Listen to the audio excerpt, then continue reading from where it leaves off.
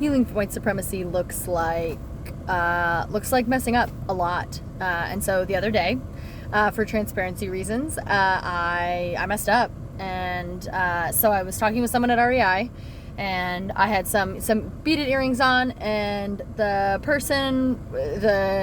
employee was working and was talking about essentially like their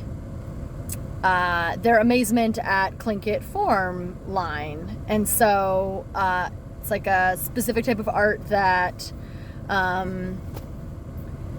yep, just gonna say that. I can't totally describe it. And so it's a specific type of art for that is part of Tlingit Haida and like Pacific Northwest cultures. Someone correct me if I'm wrong.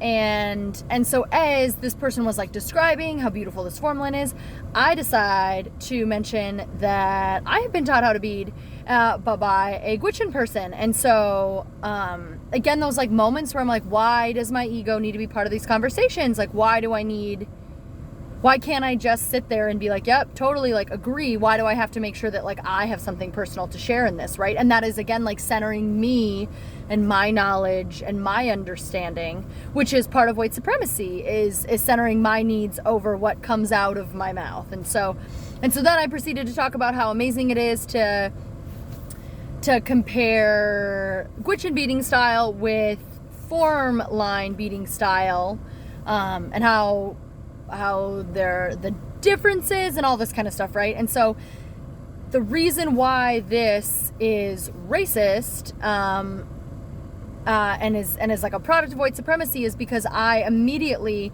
lumped all Indigenous Alaskans together as one, and in this specific way, and talking about specific components of culture that I have been gifted this knowledge by Indigenous women to know this stuff in the first place, and then for me to make kind of like this large blanket generalization about how, like, wow, yeah, can you believe that Gwich'in beading is different than Tlingit beading, right?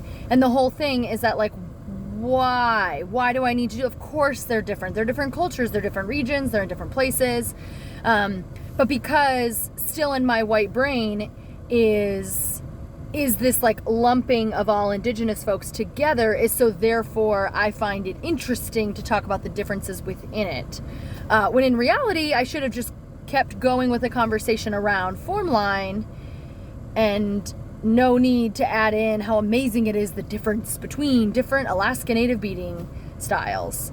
That's just not something that's necessary to add in there, and it's not okay. It's not okay to generalize by assuming that beading styles would be similar, right? Which is essentially the assumption that I made, is that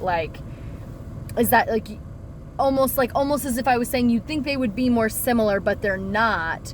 And in reality, it's like, of course it's not. Yeah, and that's a problem.